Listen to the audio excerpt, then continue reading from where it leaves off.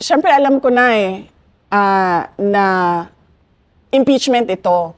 Kasi lahat ng mga tao sa loob ng House of Representatives, naririnig naman nila yung usapan sa loob Tsaka yung mga tiga Mindanao, nagkukwentuhan yan. So merong isang tiga Mindanao na nirecruit siya. Sabi sa kanya, uy, dito tayo, Martin Romualdez for President. Tapos, sabi nung kinausap, sabi niya, kasi yung kumausap sa kanya, isang congressman din na tiga Mindanao. Sabi niya, paano si Sara? Si Sara yung kandidato. Tapos sabi niya, wala na yan si Sara.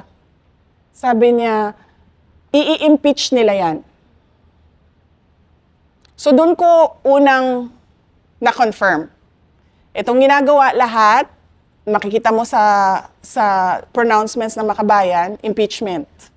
Sa kanila nang galing una yun. Tapos confirm ko sa recruitment nila sa Martin Romualdez for President doon sa Mindanao. Anong year to?